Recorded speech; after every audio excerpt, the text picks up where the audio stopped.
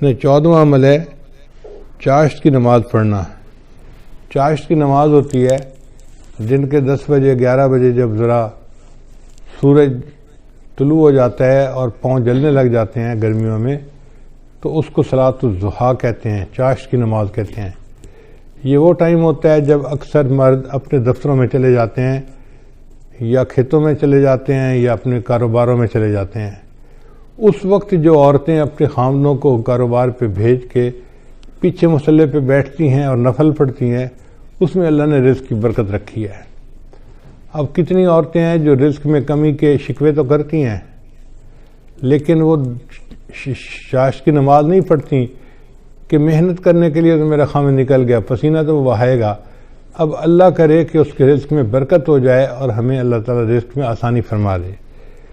تو یہ نماز پابندی کے ساتھ پڑھنے کی ضرورت ہے۔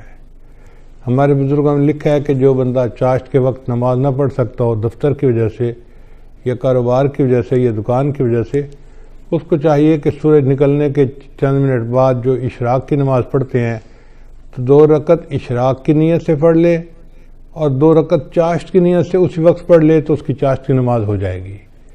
تو معمول بنا لینا چاہیے کہ چاشت کی نماز دفتر جانے سے پہلے پڑھ کے ہی جائیں۔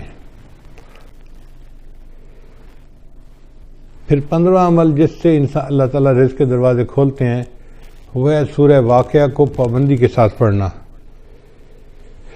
حدیث مبارکہ میں آتا ہے من قرأ سورۃ الواقعۃ کل لیلۃ، جس نے ہر رات میں سورہ واقعہ کو پڑھا، لم تصبہ فاقۃ ابدا، اس کو کبھی فاقہ نہیں پہنچتا۔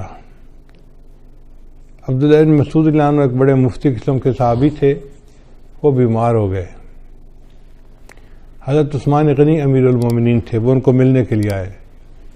اللہ تعالیٰ نے عثمان غنی رضی اللہ عنہ کو مال پیسہ بھی بہت دیا تھا، تو انہوں نے بات چھیڑی اور بات کرتے ہوئے کہا کہ عبداللہ بن مسعود آپ کی بیٹیاں ہی بیٹیاں ہیں، بیٹا کوئی نہیں، تو میرا دل چاہتا ہے کہ میں آپ کو بہت سارا مال ہدیہ دے دوں، یعنی میں اپنی طرف سے بتا رہا ہوں کہ جیسے میں آپ کو 5 لاکھ دینار یا درہم ہدیہ دینا چاہتا ہوں۔ تو انہوں نے انکار کر دیا، نہیں مجھے نہیں چاہیے۔ تو عثمان غنی اللہ نے فرمایا کہ آپ کی بیٹیاں ہیں، آپ کو تو پیسے کی ضرورت ہے۔ ان کا بیٹیاں تو ہیں، مگر میں نے اپنی سب بیٹیوں کو سورہ واقعہ یاد کروا دی ہے اور میں نے ان کو بتا دیا ہے کہ مغرب کے بعد سورہ واقعہ پڑھ لیا کرو۔ نبی علیہ السلام نے فرمایا جو بندہ ہر رات میں سورہ واقعہ پڑھ لیتا ہے اللہ اس کو فاقے سے محفوظ فرما لیتے ہیں۔ یعنی ان صحابہ کا اتنا یقین پکا تھا کہ انہوں نے 4-5 لاکھ ریال ہدیہ لینے کے بجائے سورہ واقعہ کے اوپر زیادہ جو ہے نا بھروسہ کیا کہ اللہ تعالیٰ میری بچیوں کو فاقے سے بچائے گا۔ ہمارے بزرگوں نے فرمایا کہ کچھ اسباب ہیں تنگ دستی کے، یعنی کچھ ایسے اسباب ہیں کہ جن کی وجہ سے اللہ تعالیٰ رزق کو ذرا کم کر دیتے ہیں، بند کر دیتے ہیں، تو وہ جاننا بھی ضروری ہے۔ چنانچہ مختصراً میں بتاتا چلوں کہ جو بندہ کھڑے ہو کر جوتے پہن کر ننگے سر کھانا کھاتا ہے اللہ اس کا رزق تھوڑا کر دیتے ہیں۔ اور اگر آپ دیکھیں تو آج کل کی دعوتوں میں یہی سلسلہ ہے۔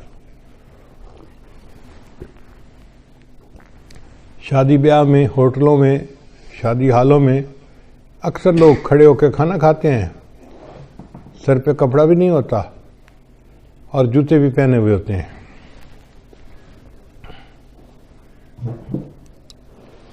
پھر رزق میں تنگی تو ہونی ہوتی ہے۔ پھر دوسرا مہمان کو بوجھ سمجھنا۔ جو لوگ مہمان کے آنے کو بوجھ سمجھیں اور اس فکر میں لگ جائیں کہ جی آ گیا ہے تو کہاں سے اس کو کھلائیں گے اور کتنا اس کو کھلائیں گے اور کتنے دن رہے گا، مہمان بعد میں آتا ہے، اللہ مہمان کا رزق پہلے بھیجتے ہیں، تو الحمدللہ ثم الحمدللہ اللہ تعالیٰ خیر فرما دیتے ہیں۔ بلکہ میں تو یہ سمجھتا ہوں کہ ہمیں اللہ مہمانوں کی برکت سے روزی دیتے ہیں۔ ایک دن میں کھانا کھا رہا تھا تو میری بہو کہنے لگی کہ ابو جی ایک بندہ ہے انڈیا کا، بڑا مالدار ہے، اس نے پورا سال ہر روز بندے کو ہر روز 1000 بندوں کو کھانا کھلایا۔ اب وہ بڑی حیران تھی کہ 1000 بندوں کو کھانا ہر روز وہ کھلاتا تھا۔ جب اس نے بات کر لی تو میں نے کہا کہ بیٹا وہ تو امیر آدمی ہے، وہ تو 1000 بندوں کو دن میں ایک دفعہ کھانا پورا سال کھلاتا ہے۔ ہم فقیر لوگ ہیں اور ہم الحمدللہ 1000 طلباء کو دن میں 3 مرتبہ کھانا کھلاتے ہیں۔ صبح ناشتہ بھی ہوتا ہے، دوپہر کا کھانا بھی ہوتا ہے، رات کا کھانا بھی ہوتا ہے، اور پورا سال اللہ روزی پہنچا دیتے ہیں۔ تو حیران ہوئی، کہنے لگی ہاں بات تو ٹھیک ہے۔ میری وائف پاس بیٹھی ہوئی تھی تو وہ کہنے لگی کہ میں ایک بات بتاؤں۔ میں نے کہا کیا؟ کہنے لگی کہ ہماری شادی کو 30-35 سال ہو گئے ہیں، اور اس 30-35 سال میں ایک دن بھی ایسا نہیں گزرا کہ ہمارے گھر میں مہمان کا کھانا نہ بنا ہو۔ میں نے اللہ کا شکر ادا کیا کہ یا اللہ تیرا کرم اور تیرا احسان ہے کہ الحمدللہ 35 سال میں ہر روز مہمان کا کھانا گھر میں بن رہا ہے، ایک دن بھی ایسا نہیں کہ مہمان گھر میں نہ ہو۔ تو میں تو یہ سمجھتا ہوں کہ اللہ ہمیں رزق جو دیتے ہیں وہ مہمانوں کی وجہ سے دیتے ہیں، تو مہمان نوازی سے کبھی پریشان نہیں ہونا چاہیے۔ پھر تیسرا سبب ہے بغیر بسم اللہ پڑھے کھانا کھا لینا، ہاتھ دھوئے بغیر کھانا کھا لینا، یہ بھی بیماری عام ہے۔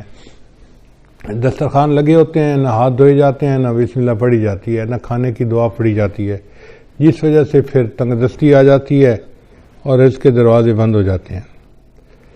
پھر کھانے کے برتن کو صاف نہ کرنا، یہ بیماری بھی عام ہے۔ ہم لوگ کھانا کھاتے ہیں اور کچھ تھوڑا سا کھانا آخر پہ بچا دیتے ہیں، حالانکہ اسی کھانے میں برکت ہوتی ہے۔ سنت یہ ہے کہ اگر 3 لقمے کھانا موجود ہے تو اس کو تو چھوڑ دیں تو کوئی اور کھا لے گا، چلو بھائی۔ اگر اتنا کھا لیا کہ 3 لقمے رہ گئے، اس کو خالی نہ چھوڑیں، اب اس کو پلیٹ کو اچھی طرح صاف کر دیں تاکہ اللہ کی نعمت ضائع نہ ہو، اللہ کی نعمت جو ہے وہ کسی انسان کے کام آ جائے۔ مگر اس میں ایسے لگتا ہے کہ جیسے یہ بندہ غریب ہے، اور امیر لوگ جو ہیں وہ ذرا شاہانہ دماغ کے ہوتے ہیں، تو وہ ڈالتے زیادہ ہیں، آدھا کھا لیتے ہیں، آدھا چھوڑ دیتے ہیں۔ یہ جو آدھا کھانا اور آدھا چھوڑنا ہے یہ بھی رزق میں تنگی کا سبب بنتا ہے۔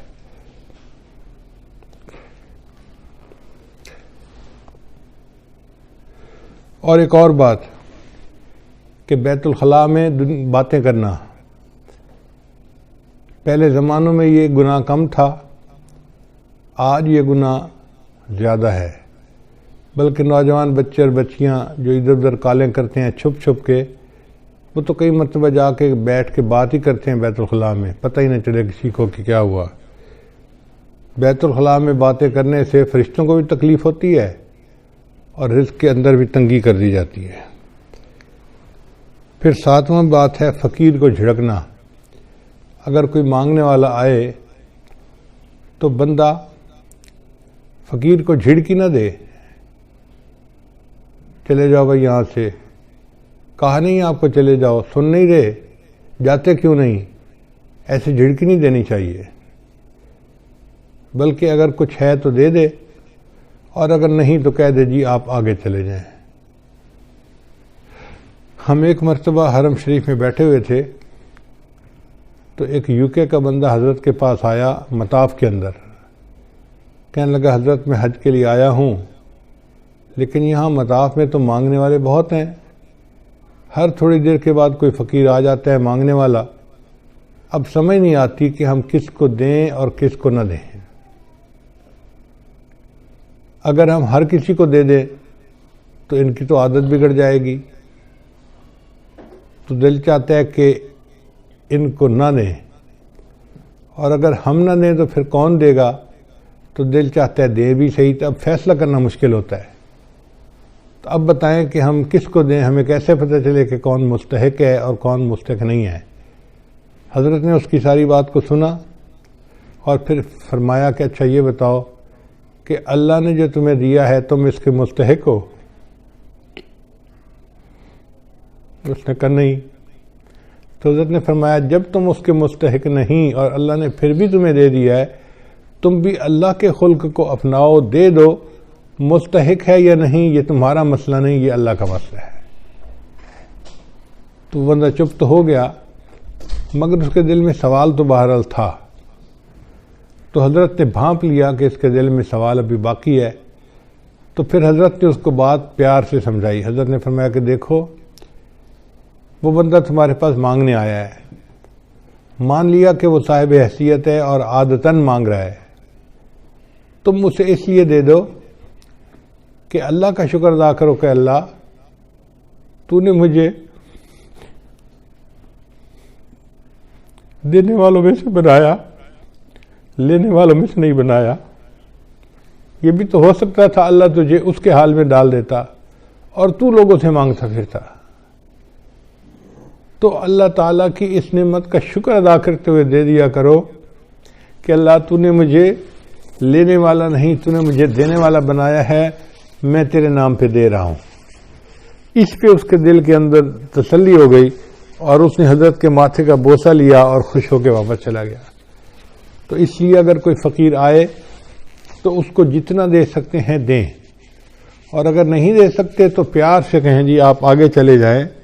اس کو جھڑکی نہ دیں، اس کو ڈانٹ ڈپٹ نہ کریں.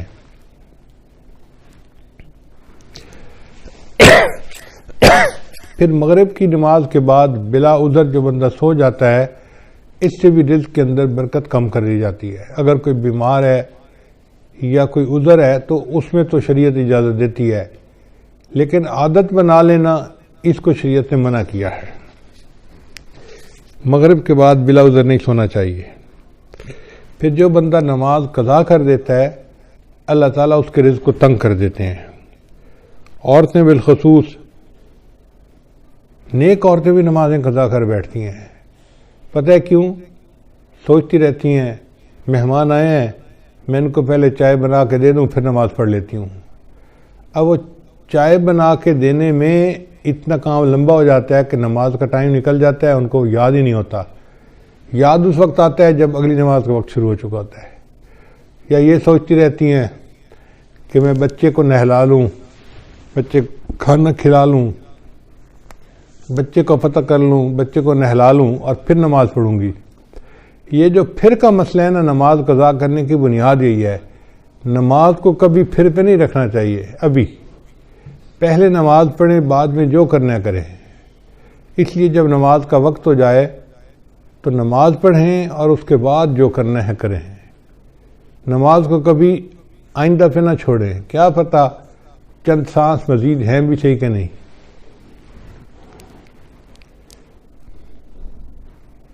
ہمیں ایک مرتبہ اس کا بہت عجیب تجربہ ہوا. ہم پشاور ایک اجتماع سے واپس آ رہے تھے تو لاکھوں لوگ تھے اس اجتماع میں. راستے میں ایک چھوٹی سی مسجد میں ہم رکے. ہم نے سوچا کہ ہم یہاں پر عصر کی نماز ادا کر لیتے ہیں. تو جب میں مصلی کے اوپر کھڑا ہوا امامت کے لیے تو ایک اور گاڑی آ کے رکی جس میں 4 بندے تھے. ان 4 میں سے 2 بندے مسجد کے اندر داخل ہوئے اور دوسرے 2 ان کے پیچھے تھے. تو پیچھے والوں نے ان کو کہا یار یہاں تو پہلے ہی نمازی کافی ہیں، چلو ہم عصر کی نماز آگے پڑھ لیں گے. تو جو اندر آئے ہوئے لوگ تھے نا وہ بھی باہر نکل گئے اور گاڑی میں بیٹھ گئے اور گاڑی چلی گئی. خیر ہم نے نماز ادا کی. پھر اس کے بعد ہم آگے چلے، اسلام آباد کی طرف آ رہے تھے. کوئی 10 میل کے بعد ہم نے دیکھا کہ اس پہلے والی گاڑی کا ایکسیڈنٹ ہوا ہے، اور ایکسیڈنٹ اتنا فیٹل تھا کہ چاروں کے چاروں بندے مر گئے تھے. تو ہم نے جب اس گاڑی کو دیکھا تو گاڑی کو تو پہچان لیا. تو لوگوں نے ہمیں بتایا کہ جی ایکسیڈنٹ اتنا برا تھا کہ ایک بندہ بھی نہیں بچا، سب مر گئے. اس وقت مجھے خیال آیا کہ یا اللہ اگر یہ رکے تھے جیسے نماز وہاں پڑھ کے پھر چلتے تو ایک تو وقت کی عصر کی نماز بھی ادا ہو جاتی اور دوسرا اس کی وجہ سے برکت بھی ہو جاتی. اب یہ انہوں نے عصر کی نماز ادا نہیں کی ہوگی، نیت تھی پڑھنے کی لیکن بن پڑھے دنیا سے چلے گئے. تو کون جانتا ہے موت کا وقت کتنا قریب ہے. اس لیے اگر پھر پہ ڈال دینا جی کہ پھر نماز پڑھیں گے تو اس میں نماز بھی قضا ہو جاتی ہے اور انسان نقصان بھی اٹھاتا ہے. ابھی نماز پہلے پڑھیں جب ٹائم ہو جائے اور عورتوں کے لیے تو اول وقت میں نماز پڑھنا بھی زیادہ فضیلت ہے. بس اذان کے انتظار میں رہیں. گھر کے اندر ایک بورڈ ہونا چاہیے جس پر نماز کے ٹائمنگ لگے ہوئے ہوں. بچے بڑے اس بورڈ کو دیکھیں اور جیسے ہی نماز کا ٹائم ہو جائے بس وضو کیا، پہلے نماز پڑھی، بعد میں جو کرنا ہے بعد میں کرتے رہیں گے. پھر 11ویں چیز جس سے رزق میں کمی آتی ہے وہ ہے جھوٹ بولنا. جو بندہ جتنا زیادہ جھوٹ بولتا ہے اللہ اس کے رزق کو اتنا تنگ کر دیتے ہیں. اللہ اکبر. شاید آج ہمارے رزق کے اندر جو تنگی ہے اس کی بنیادی وجہ یہ جھوٹ ہی ہے. جھوٹ ہم نے انفرادی طور پر نہیں، قوم میں اجتماعی طور پر آ گیا ہے. جس بندے سے بات کریں وہی جھوٹ میں بات کرے گا، اور اس کا نام ہم نے بہانہ رکھ دیا. جی میں نے اس کے سامنے بہانہ کیا. بیوی کہتی ہے میں نے خاوند کے سامنے بہانہ کیا.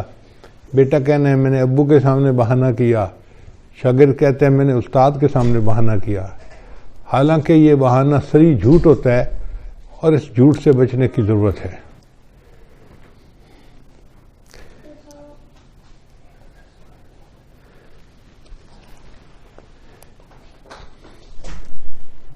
بارہواں عمل ہے موسیقی کا سننا. آج کل گھروں کے اندر گانے چل رہے ہوتے ہیں، فلمیں چل رہی ہوتی ہیں، عورتیں موسیقی کی آواز پہ کام کر رہی ہوتی ہیں کچن میں، گھر میں، اور کہتی ہیں الٹا کہ جی موسیقی تو روح کی غذا ہے، اور اس بات کو بھول جاتی ہیں کہ جس گھر میں موسیقی چلتی ہے اللہ ان کی رزق میں تنگی کر دیتے ہیں. پھر 13واں عمل اولاد کو برا بھلا کہنا. کچھ ماں باپ اولاد کو جلدی گالیاں دینا شروع کر دیتے ہیں، یا برے الفاظ کرنا شروع کر دیتے ہیں، یا کوسنا شروع کر دیتے ہیں.